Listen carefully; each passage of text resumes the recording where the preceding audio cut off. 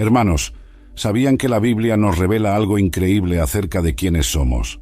No somos solo un cuerpo que anda por ahí. En realidad, Dios nos creó con 3 partes distintas que funcionan juntas: cuerpo, alma y espíritu. Esta verdad fundamental está escrita claramente en Primera de Tesalonicenses, capítulo 5, versículo 23, donde Pablo dice: «Y el mismo Dios de paz os santifique por completo, y todo vuestro espíritu, alma y cuerpo sean guardados íntegros e irreprensibles para la venida de nuestro Señor Jesucristo». Este pasaje no deja dudas. Somos seres tripartitos, y entender esto lo cambia todo en nuestra vida cristiana. Piensa conmigo, ¿cuántas veces has sentido un conflicto interno? Tu cuerpo queriendo algo, tu corazón otra cosa, y algo más profundo dentro de ti apuntando en una tercera dirección. Esto sucede porque estas 3 dimensiones de tu ser no siempre están alineadas. En Génesis capítulo 2, versículo 7, vemos cómo surgió esta naturaleza triple. La Biblia dice: «Entonces el Señor Dios formó al hombre del polvo de la tierra, y sopló en sus narices aliento de vida, y fue el hombre un ser viviente». Observa el proceso creativo. Primero Dios formó el cuerpo del polvo, luego sopló el espíritu, el aliento de vida, y el resultado fue un alma viviente. Fascinante, ¿no? Pero, ¿cuál es la diferencia entre cada parte? El cuerpo es nuestra dimensión física, nuestra casa temporal, conforme 2 de Corintios capítulo 5, versículo 1. A través de él interactuamos con el mundo material, sentimos, tocamos y nos movemos. El alma es el centro de nuestra personalidad, donde están nuestras emociones, pensamientos, voluntades y deseos. Es lo que nos hace únicos, nuestra identidad.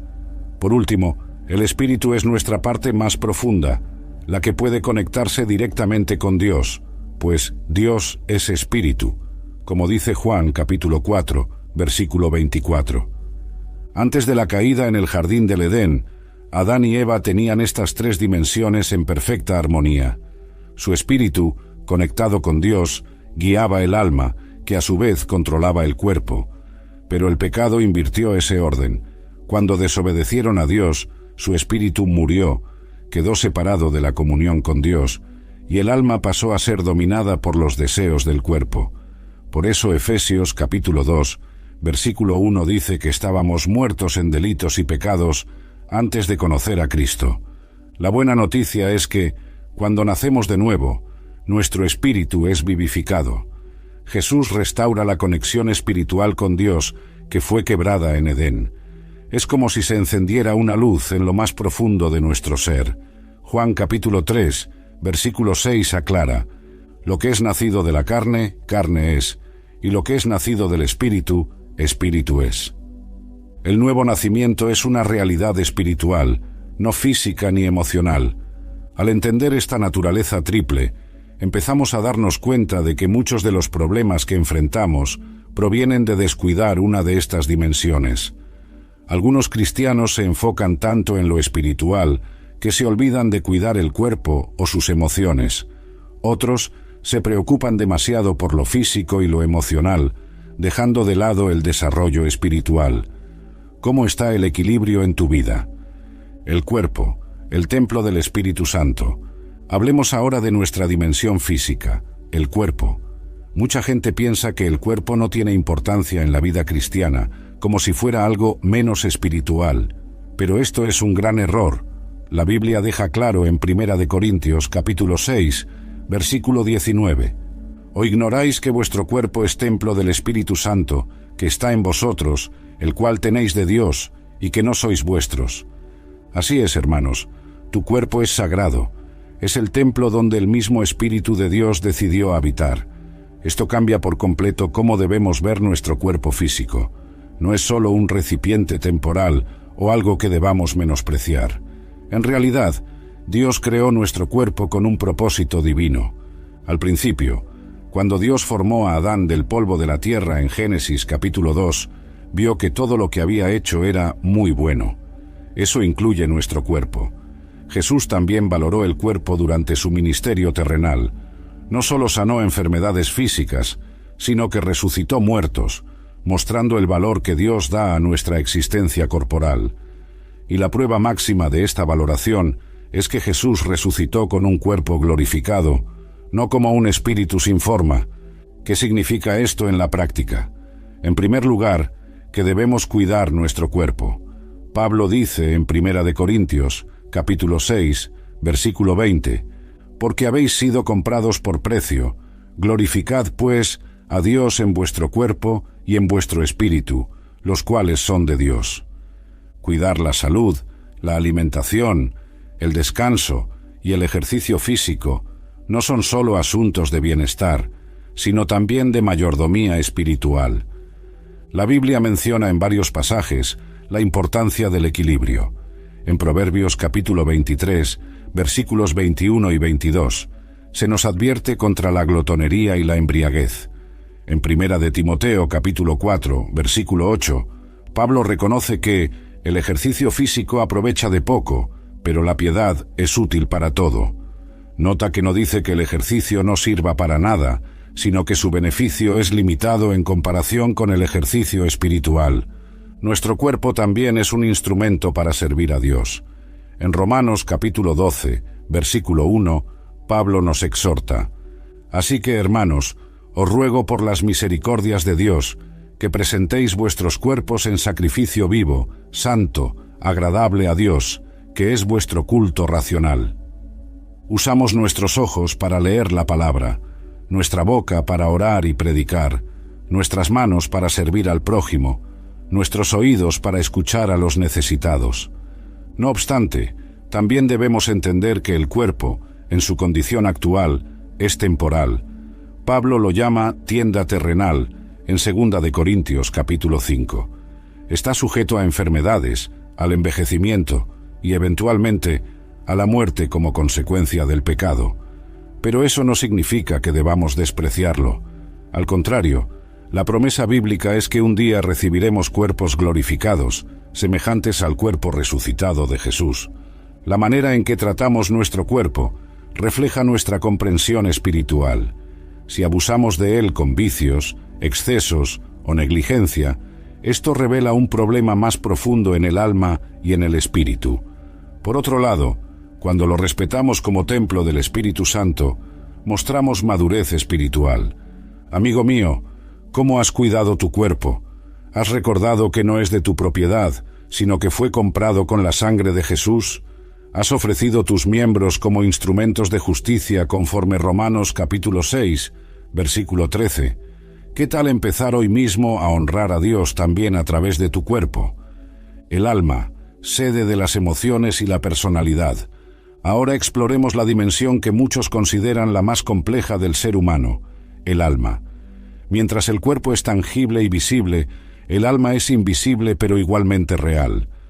En las Escrituras, la palabra hebrea nefesh y la griega psique se refieren a esta dimensión central de nuestro ser. El alma es donde residen nuestras emociones, voluntades, deseos, pensamientos y nuestra personalidad única. Es lo que nos hace sentir alegría, tristeza, miedo, valentía, amor y muchas otras experiencias internas. Cuando David escribió en Salmo 42, versículo 2, «Mi alma tiene sed de Dios, del Dios vivo», estaba expresando un anhelo profundo que iba más allá de lo físico. Jesús destacó la importancia del alma en Marcos capítulo 8, versículo 36, porque ¿de qué le sirve al hombre ganar todo el mundo y perder su alma? Aquí vemos que el alma tiene un valor incalculable, mayor que todas las riquezas materiales. Es la parte de nosotros que puede experimentar salvación o perdición eterna. En el alma ocurren las batallas más intensas de nuestra existencia. Es ahí donde decidimos entre seguir los deseos de la carne o las directrices del espíritu. En 1 de Pedro capítulo 2, versículo 11, se nos advierte sobre las pasiones carnales que combaten contra el alma. Estos conflictos internos pueden causar angustia, como vemos en el huerto de Getsemaní, cuando Jesús dijo: «Mi alma está muy triste, hasta la muerte». Mateo capítulo 26, versículo 38. Es fascinante ver cómo la Biblia describe diferentes estados del alma. A veces puede estar abatida, como en el Salmo 42, en otras, confortada, como en el Salmo 23.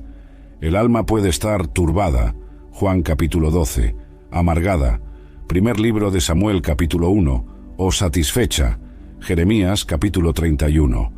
Estas descripciones muestran la rica vida interior que poseemos. En la creación, el alma surgió cuando Dios unió el cuerpo con el soplo de vida, convirtiéndose en el vínculo entre lo material y lo espiritual, el puente que conecta nuestro cuerpo físico con nuestro espíritu. Por ello, con frecuencia el alma se encuentra en un campo de batalla, siendo jalada en direcciones opuestas. La renovación del alma es un proceso continuo en la vida cristiana. Salmo 23, versículo 3, dice que Dios restaura mi alma.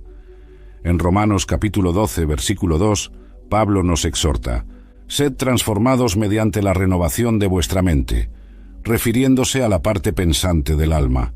Este proceso ocurre cuando permitimos que la palabra de Dios y el Espíritu Santo obren en nuestras emociones, deseos y pensamientos. Muchos problemas que enfrentamos tienen raíz en un alma herida. Traumas, rencores, miedos e inseguridades son heridas del alma que necesitan la sanidad divina. Tal vez esto explique por qué David oró: «Sana mi alma, porque contra ti he pecado». Salmo 41, versículo 4. La verdadera sanidad interior ocurre cuando permitimos que Dios toque esas áreas dañadas. La Biblia también habla del peligro de descuidar el alma.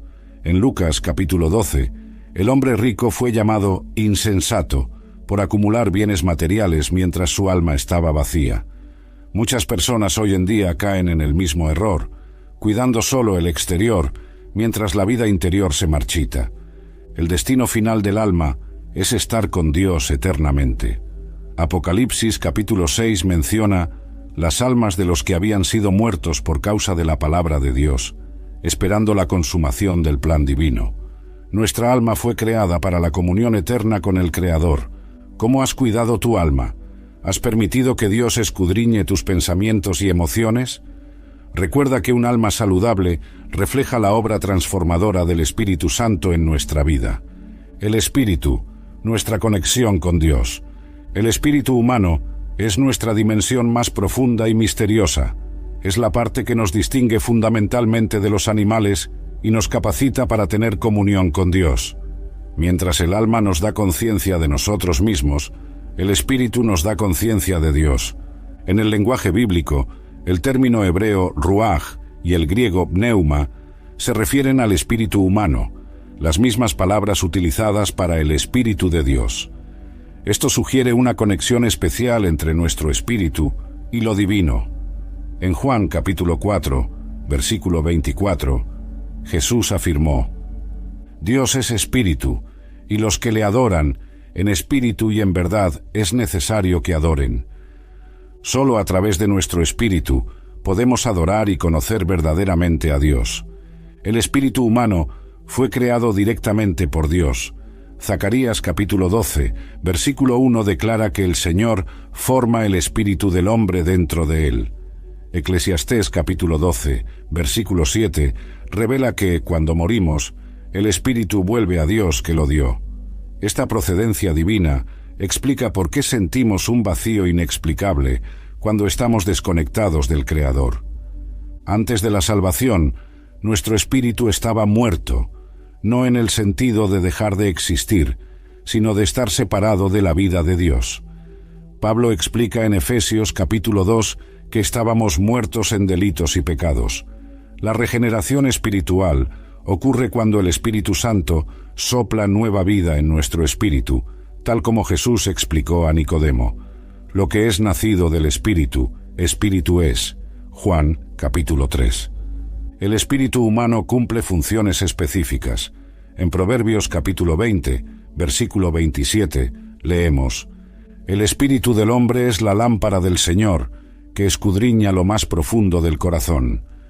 Nuestro espíritu tiene la capacidad de discernir verdades espirituales que la mente natural no puede comprender. Pablo confirma esto en 1 Corintios capítulo 2. Las cosas de Dios nadie las conoce, sino el Espíritu de Dios. y nosotros hemos recibido el Espíritu que proviene de Dios. Cuando nuestro espíritu es vivificado por Dios, desarrolla una sensibilidad espiritual. Empezamos a oír la suave voz de Dios, a sentir su presencia y a entender su palabra de manera más profunda. Romanos capítulo 8, versículo 16 dice: «El Espíritu mismo da testimonio a nuestro espíritu de que somos hijos de Dios». Esta comunicación de espíritu a espíritu es la esencia de la vida cristiana auténtica. El fortalecimiento del espíritu ocurre de maneras específicas. Pablo oró por los efesios para que fueran fortalecidos con poder por su espíritu en el hombre interior. Efesios capítulo 3. Este fortalecimiento llega a través de la palabra de Dios, la oración, la adoración y la comunión con otros cristianos. Cuanto más alimentamos nuestro espíritu, más sensibles nos volvemos a las realidades espirituales. Una de las funciones más poderosas del espíritu humano es la intuición espiritual. Marcos menciona que Jesús conoció enseguida en su espíritu los pensamientos de los fariseos. Marcos capítulo 2. De manera semejante, los cristianos maduros desarrollan una capacidad de discernimiento que va más allá del análisis lógico. Es lo que Pablo llama examinar todas las cosas por el hombre espiritual. Primera de Corintios capítulo 2. Nuestro espíritu también es el lugar de la verdadera adoración. Jesús dijo que los verdaderos adoradores adorarían en espíritu y en verdad. No se trata solo de rituales externos o expresiones emocionales, sino de una conexión de espíritu a espíritu con Dios. Por eso podemos adorar incluso en circunstancias difíciles, como Pablo y Silas en la cárcel. En la jerarquía divina, el espíritu debería guiar al alma, que a su vez gobierna el cuerpo. Cuando este orden se invierte, experimentamos conflicto interno. Primera de Tesalonicenses. Capítulo 5. Ora por la santificación del espíritu, alma y cuerpo, en este orden específico, lo cual sugiere la dirección del influjo divino en nuestras vidas. A diferencia del alma, que expresa individualidad, el espíritu regenerado nos conecta con todos los demás cristianos. Por eso Pablo habla de la unidad del espíritu en Efesios capítulo 4. Cuando estamos sintonizados espiritualmente, experimentamos una unidad sobrenatural con el cuerpo de Cristo que trasciende diferencias culturales, denominacionales y personales. ¿Te está gustando el video? Haz clic en me gusta y comenta cuál parte ha tocado más tu corazón hasta ahora. Conflicto interior, cuando el cuerpo, el alma y el espíritu se enfrentan. La realidad del conflicto interior es una de las experiencias más universales de la vida cristiana. Pablo describe vívidamente esta batalla en Romanos capítulo 7, versículos 19 y 20. Porque no hago el bien que quiero, sino el mal que no quiero, eso practico. Y si hago lo que no quiero, ya no lo hago yo, sino el pecado que mora en mí. Esta tensión interna surge principalmente porque las tres dimensiones de nuestro ser frecuentemente desean cosas diferentes. El cuerpo, aún influenciado por la naturaleza pecaminosa, busca la gratificación inmediata de sus anhelos.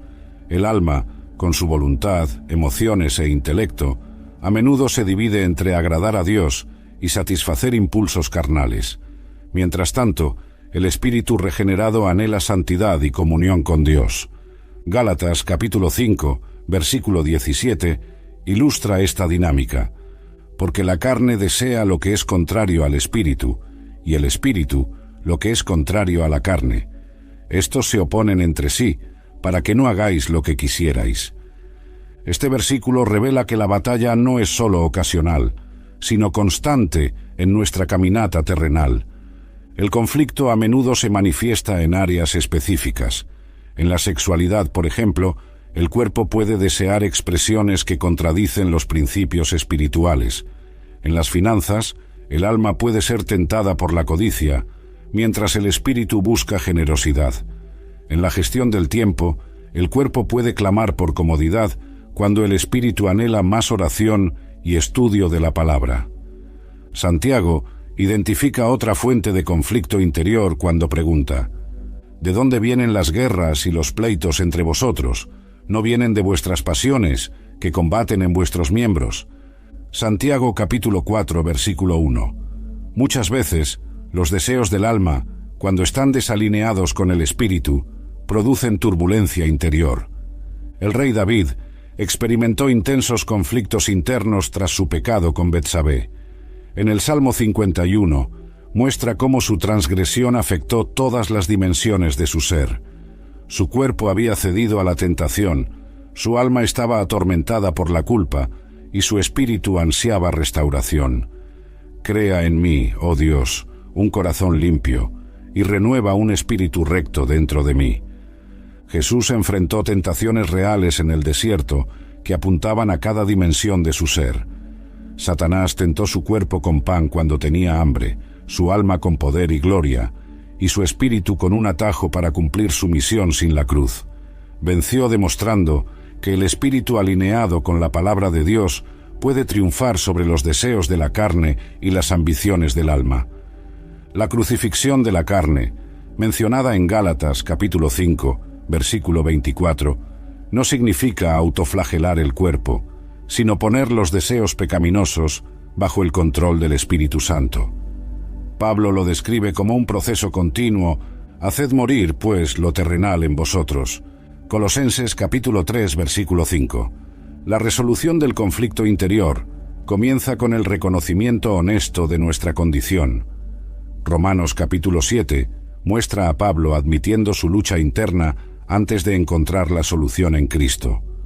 Muchos cristianos viven en negación, fingiendo no enfrentar batallas interiores, lo que solo intensifica el conflicto. La Biblia nos enseña que la transformación de la mente es crucial para alinear las tres dimensiones. En Romanos capítulo 12, versículo 2, somos exhortados: no os conforméis a este mundo, sino transformaos por medio de la renovación de vuestro entendimiento. Cuando nuestros pensamientos se alinean con la verdad divina, nuestra alma se somete más fácilmente al Espíritu. El ayuno sirve como una disciplina espiritual que ayuda a someter los deseos del cuerpo al liderazgo del Espíritu. Jesús ayunó 40 días antes de comenzar su ministerio público, estableciendo un patrón de dominio espiritual sobre las necesidades físicas. Cuando nos abstenemos voluntariamente de alimento u otros placeres legítimos, fortalecemos nuestra capacidad de resistir tentaciones. La oración continua mantiene nuestro espíritu conectado con Dios, brindándonos fuerza para las batallas interiores. Pablo exhorta a orar sin cesar en Primera de Tesalonicenses capítulo 5, pues sabe que la comunión constante con Dios fortalece al hombre interior. Jesús a menudo se retiraba a orar, especialmente antes de momentos decisivos. La paz interior surge cuando las tres dimensiones están bajo la guía del Espíritu Santo. Pablo describe en Filipenses capítulo 4: la paz de Dios, que sobrepasa todo entendimiento, guardará vuestros corazones y vuestros pensamientos en Cristo Jesús. Esta paz no es la ausencia de conflicto, sino la presencia de armonía interna, incluso en medio de las tempestades externas. La victoria sobre el conflicto interior no es instantánea, sino progresiva. Pablo reconoce en 1 Corintios capítulo 9 que necesitaba disciplinar su cuerpo y mantenerlo bajo control para no ser descalificado después de haber predicado a otros. Esta vigilancia constante caracteriza la vida del cristiano maduro que comprende la naturaleza de la guerra espiritual. La transformación del espíritu a través de la palabra. La transformación espiritual es uno de los temas centrales de la vida cristiana, y la palabra de Dios desempeña un papel fundamental en este proceso. Hebreos capítulo 4, versículo 12, revela el poder transformador de las Escrituras, porque la palabra de Dios es viva y eficaz, y más cortante que toda espada de dos filos, penetra hasta partir el alma y el espíritu, las coyunturas y los tuétanos, y discierne los pensamientos y las intenciones del corazón. Este pasaje muestra algo extraordinario. La palabra de Dios puede obrar en lo más profundo de nuestro ser, llegando a separar alma y espíritu, una división tan sutil que muchos ni siquiera reconocen su existencia. Como una espada divina, realiza una cirugía espiritual, separando lo que es meramente humano de lo que es verdaderamente espiritual. El salmista entendía el poder transformador de la palabra cuando escribió: «En mi corazón he guardado tus dichos, para no pecar contra ti». Salmo 119, versículo 11. Ese guardar no es una memorización mecánica, sino una internalización profunda que alcanza al espíritu humano. Cuando la palabra se arraiga en el espíritu, produce transformación duradera. Jesús enfatizó la importancia espiritual de las Escrituras cuando citó Deuteronomio: «No solo de pan vivirá el hombre, sino de toda palabra que sale de la boca de Dios». Mateo capítulo 4, versículo 4. Así como el alimento físico nutre el cuerpo, la palabra de Dios alimenta nuestro espíritu. Sin esa nutrición espiritual constante, experimentamos debilidad y vulnerabilidad ante las tentaciones. La transformación ocurre porque la palabra actúa como un espejo espiritual. Santiago capítulo 1 compara las Escrituras con un espejo que revela nuestra verdadera condición. Cuando leemos la Biblia con humildad, el Espíritu Santo usa el texto para señalar áreas que necesitan renovación. A diferencia de un espejo común que muestra solo el exterior, este espejo divino revela el estado del corazón. El profeta Ezequiel recibió una visión poderosa acerca de interiorizar la palabra. En Ezequiel capítulo 3, Dios le ordena comer el rollo de la Escritura, simbolizando cómo debemos asimilar por completo la verdad divina hasta que se convierta en parte de nosotros. Esta misma imagen aparece en Apocalipsis capítulo 10, cuando a Juan se le instruye comer el librito que sería dulce como la miel en la boca, pero amargo en el estómago, una indicación de que la palabra trae tanto gozo como desafío. La meditación bíblica profundiza la transformación espiritual. A diferencia de la meditación oriental que busca vaciar la mente, la meditación bíblica llena la mente con verdades divinas para una contemplación profunda. A Josué se le ordenó meditar en la ley de día y de noche, Josué capítulo 1 versículo 8, para tener éxito. Esta práctica permite que el Espíritu Santo aplique la verdad a las partes más profundas de nuestro ser. Curiosamente, Pablo describe la palabra como la espada del Espíritu en Efesios capítulo 6. Esto sugiere una colaboración divina. El Espíritu Santo emplea las Escrituras como su instrumento principal para transformarnos. Cuando leemos la Biblia con el corazón abierto, invitamos al Espíritu a realizar cambios profundos que no podríamos lograr con nuestro propio esfuerzo. La renovación del Espíritu por la palabra sigue un patrón discernible en las Escrituras. Primero viene la iluminación, cuando el Espíritu Santo abre nuestro entendimiento para comprender la verdad, como Jesús hizo con los discípulos en Lucas capítulo 24, versículo 45. Luego llega la convicción, cuando la verdad expone áreas de pecado o error en nuestra vida. Sigue la purificación, descrita en Efesios capítulo 5, como el lavamiento del agua por la palabra. Finalmente, ocurre la transformación, un cambio real de carácter y comportamiento. El rey Josías ejemplifica el poder transformador de las Escrituras. En Segundo Libro de los Reyes. Capítulo 22, cuando se redescubrió el libro de la ley en el templo y se lo leyeron, su corazón fue tan profundamente conmovido que rasgó sus vestiduras en arrepentimiento y promovió un avivamiento nacional.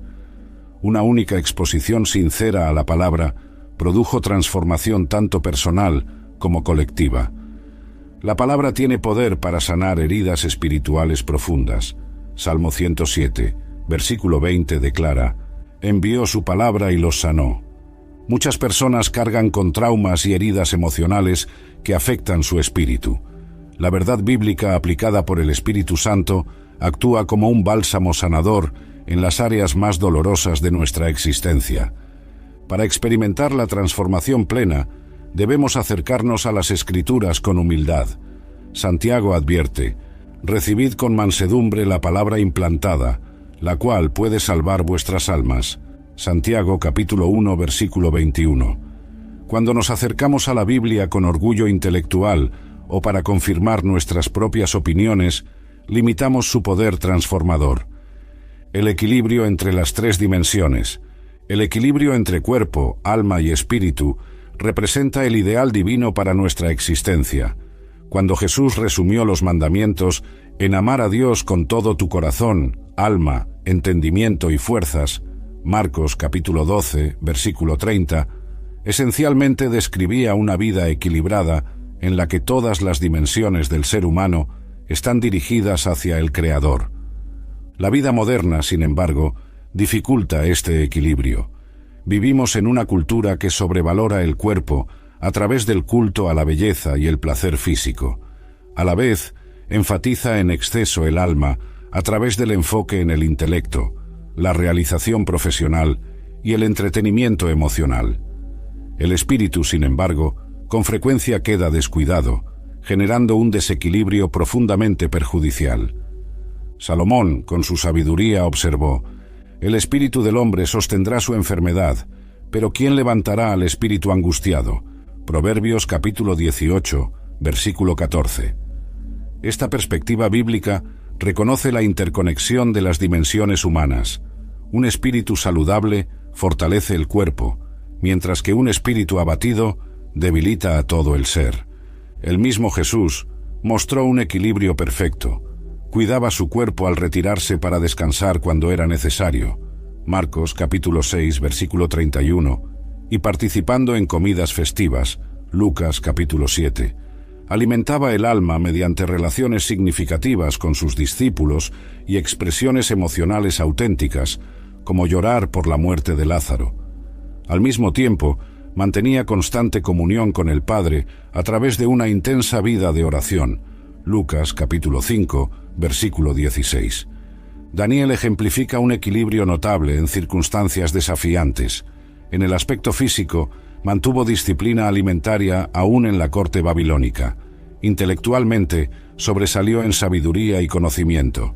Emocionalmente, se mantuvo estable a pesar de las presiones culturales. Espiritualmente, permaneció fiel a la oración diaria, incluso bajo amenaza de muerte. El resultado fue una vida de influencia extraordinaria. El orden divino para el equilibrio es claro en el Shema, la confesión central de la fe judía. Deuteronomio capítulo 6, versículo 5 instruye: «Amarás al Señor tu Dios con todo tu corazón, con toda tu alma y con todas tus fuerzas».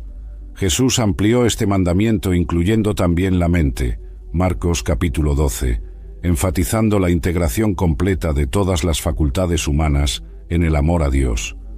Curiosamente, la tradición judía reconoce dos impulsos en la naturaleza humana: el Yetzer Hatov, inclinación al bien, y el Yetzer Harra, inclinación al mal.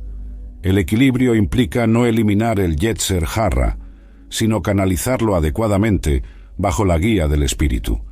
Incluso impulsos como la ambición, la competitividad y el deseo sexual pueden ser santificados cuando se someten a la voluntad divina. El apóstol Juan ofrece una perspectiva equilibrada sobre el cuidado físico en 3 de Juan, versículo 2. «Amado, ruego que seas prosperado en todas las cosas y que tengas salud, así como prospera tu alma». Aquí vemos que la prosperidad espiritual y el bienestar físico no se excluyen mutuamente, sino que se complementan en el plan divino. Los frutos del Espíritu, mencionados en Gálatas capítulo 5, amor, gozo, paz, paciencia, benignidad, bondad, fidelidad, mansedumbre y dominio propio, reflejan el equilibrio perfecto. Abarcan características que afectan todas las dimensiones de nuestro ser. El dominio propio, por ejemplo, gobierna impulsos físicos. La paz estabiliza las emociones. La fidelidad orienta nuestras decisiones intelectuales. En el Sermón del Monte, Jesús aborda asuntos que afectan cada dimensión del ser humano: prácticas espirituales como la oración y el ayuno, necesidades físicas como el alimento y el vestido, realidades emocionales como la ansiedad y la tendencia a juzgar a otros. Su abordaje integral demuestra cómo todas las áreas de la vida humana están bajo la jurisdicción del reino de Dios. El descanso sabático ilustra de manera magistral el equilibrio divino. Este mandamiento fue instituido para beneficiar el cuerpo, descanso físico, el alma, restauración emocional y mental, y el espíritu, comunión con Dios. Jesús afirmó que el sábado fue hecho por causa del hombre, y no el hombre por causa del sábado. Marcos capítulo 2, versículo 27, enfatizando que el propósito divino era un beneficio integral para la naturaleza humana. Pablo entendía la importancia del equilibrio cuando escribió: «Y el mismo Dios de paz os santifique por completo, y todo vuestro espíritu, alma y cuerpo sean guardados sin mancha en la venida de nuestro Señor Jesucristo». Primera de Tesalonicenses, capítulo 5, versículo 23. Esta oración apostólica revela que la integridad y la santificación abarcan todas las dimensiones del ser humano. Una vida desequilibrada muestra síntomas reconocibles. El legalismo religioso a menudo prioriza prácticas espirituales externas mientras descuida la verdadera transformación interior. El intelectualismo enfatiza el conocimiento teológico, sin aplicación práctica ni devoción sincera. El emocionalismo busca experiencias espirituales intensas, sin una base bíblica sólida. El materialismo se enfoca en las necesidades y los deseos físicos a expensas de la vitalidad espiritual. Cuando una dimensión domina a las otras, la dominación de una dimensión sobre las otras produce distorsiones significativas en la vida cristiana. Cuando el cuerpo domina, caemos en lo que Pablo llama vivir según la carne. Romanos capítulo 8, versículo 5. Esta condición se manifiesta a través de vicios, indulgencia excesiva, obsesión con la apariencia física y comportamientos compulsivos que Pablo enumera como obras de la carne en Gálatas capítulo 5. Los corintios ilustraban este desequilibrio. Pablo los llamó carnales. Primera de Corintios capítulo 3, versículo 1, porque a pesar de los dones espirituales, permitían que los apetitos físicos controlaran su comportamiento. Las divisiones, envidias, orgullo e incluso la tolerancia de inmoralidad sexual eran fruto de esa condición. La Iglesia, que debería manifestar la gloria de Dios, se convertía en un campo de batalla de deseos conflictivos. Cuando el alma domina sin la guía del espíritu, surgen manifestaciones como el racionalismo excesivo, donde la fe se reduce a proposiciones intelectuales sin poder transformador.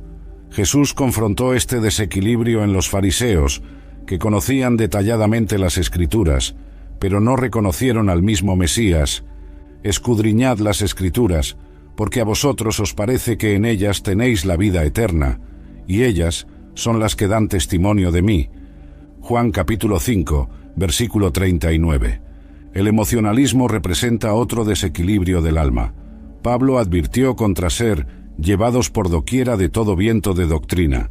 Efesios capítulo 4, versículo 14, refiriéndose a la inestabilidad espiritual basada en experiencias emocionales pasajeras. Estos cristianos buscan continuamente nuevas sensaciones espirituales sin desarrollar madurez ni carácter firme. El rey Saúl ilustra dramáticamente el colapso que resulta del desequilibrio. Inicialmente ungido por el Espíritu, permitió que inseguridades emocionales, alma, y deseos de aprobación, cuerpo, suplantaran la dirección espiritual.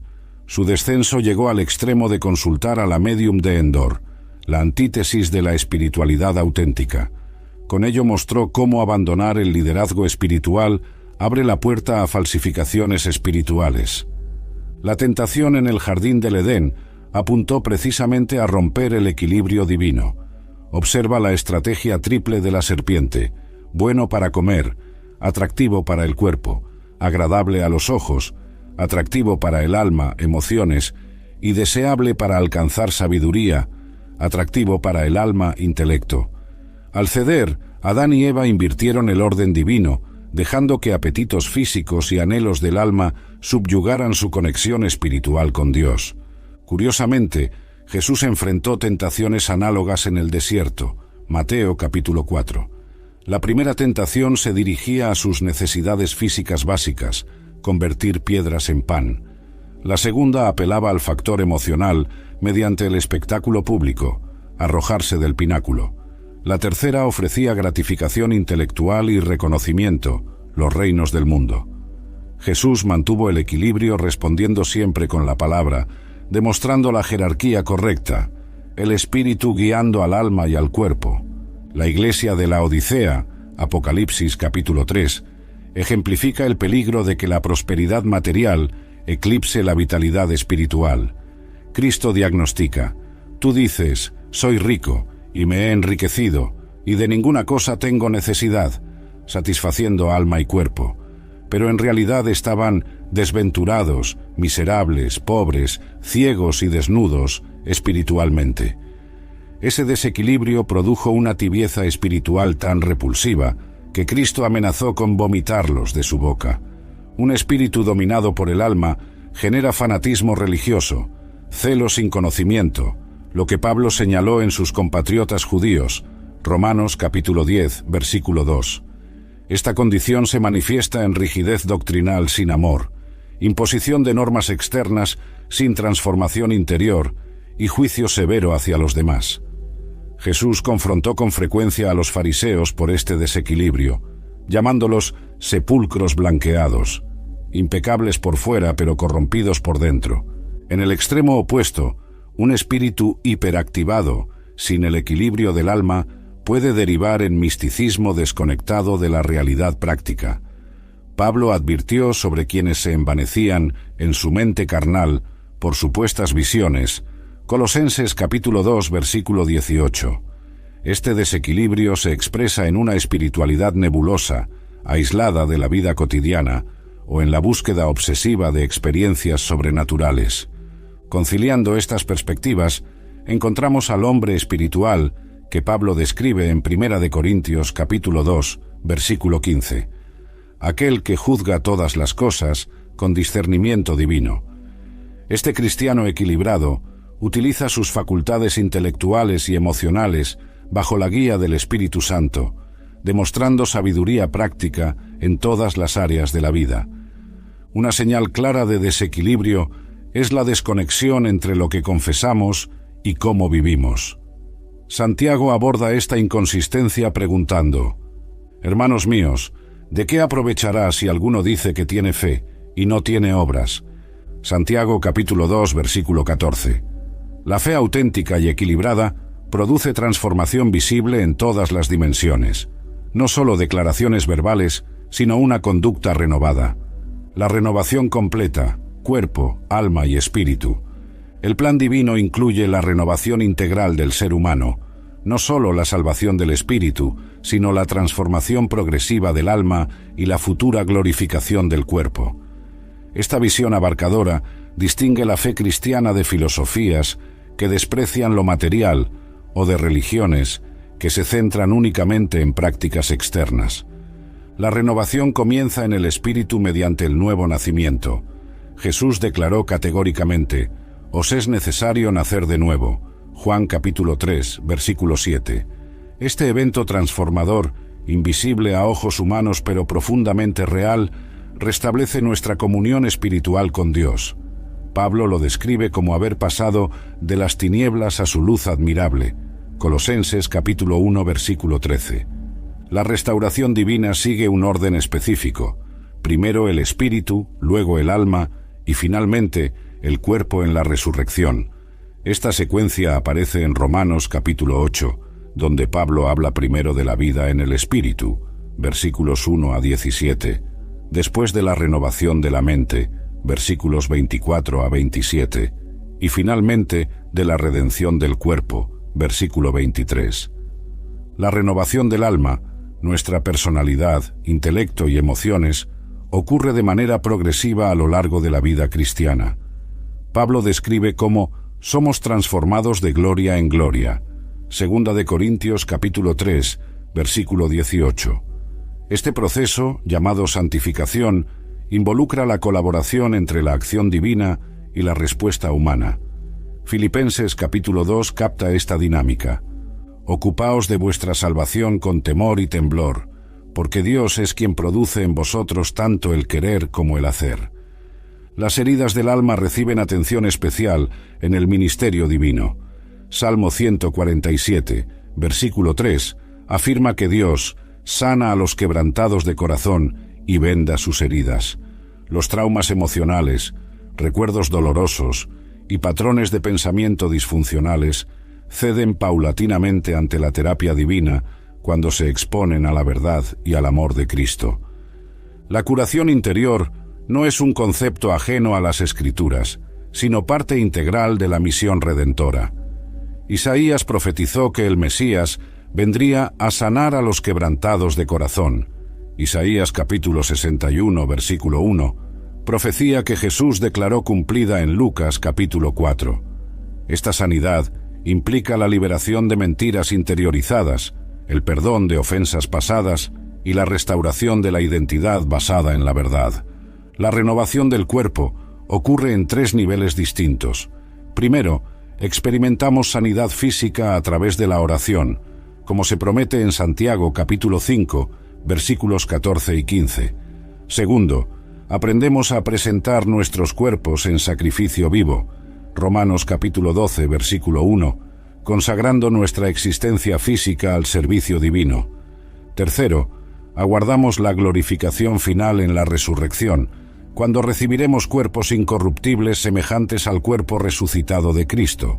Primera de Corintios capítulo 15. La promesa de la resurrección corporal diferencia radicalmente al cristianismo de filosofías dualistas que ven el cuerpo como una prisión del alma. Pablo afirma claramente que el mismo Señor transformará el cuerpo de la humillación nuestra para que sea semejante al cuerpo de la gloria suya. Filipenses capítulo 3, versículo 21. Esta esperanza valida la importancia de la dimensión física de la existencia humana. La renovación completa restaura la imagen divina originalmente impresa en la humanidad. Colosenses capítulo 3, versículo 10, habla del nuevo hombre, el cual conforme a la imagen del que lo creó, se va renovando hasta el conocimiento pleno. Esta transformación no nos convierte en divinidades, sino que refleja cada vez más el carácter de Cristo en las 3 dimensiones de nuestro ser. Ezequiel profetizó esta renovación integral mediante la poderosa visión del valle de huesos secos, Ezequiel capítulo 37. Primero los huesos se juntaron, estructura física, luego aparecieron tendones, carne y piel, forma completa, pero solo cuando el aliento, espíritu entró en ellos, vivieron y se pusieron en pie, vitalidad espiritual. Esta progresión ilustra la restauración holística que Dios realiza. Curiosamente, Pablo emplea el término hombre interior para describir el núcleo espiritual que se renueva día a día, mientras que el hombre exterior, cuerpo físico, paulatinamente se desgasta. Segunda de Corintios, capítulo 4, versículo 16. Esta renovación diaria del espíritu y el alma sostiene al cristiano incluso en medio de enfermedades físicas o el envejecimiento. La renovación completa también implica la restauración de relaciones, pues fuimos creados como seres relacionales a la imagen de un Dios trino. Efesios capítulo 4 describe cómo la madurez cristiana se manifiesta en comunidad, con cada miembro contribuyendo a la edificación del cuerpo de Cristo. Versículo 12. La integración cuerpo-alma-espíritu favorece conexiones auténticas con los demás. La oración de Pablo por los tesalonicenses, capítulo 5, versículo 23, pide que todo vuestro ser, espíritu, alma y cuerpo, sea guardado irreprensible para la venida de nuestro Señor Jesucristo. Esta conservación integral, hasta la parusía, segunda venida, refleja la visión abarcadora de la redención, que no deja ningún aspecto de la humanidad al margen de la gracia transformadora. Aplicación práctica para la vida cristiana. La comprensión teórica de la naturaleza tripartita del ser humano debe traducirse en aplicaciones prácticas que transformen nuestra vida diaria. La sabiduría bíblica no está destinada solo a la contemplación, sino a la implementación concreta que produzca crecimiento espiritual y un testimonio eficaz. Para cultivar un espíritu saludable, la práctica regular de la oración contemplativa es esencial. A diferencia de la oración de petición que solo presenta solicitudes a Dios, la contemplación implica aquietarse en la presencia divina, como instruyó David. Estad quietos y conoced que yo soy Dios. Salmo 46, versículo 10. Este silencio atento permite que nuestro espíritu sintonice con el Espíritu Santo. El ayuno bíblico, practicado con los motivos adecuados, fortalece el dominio del espíritu sobre el cuerpo.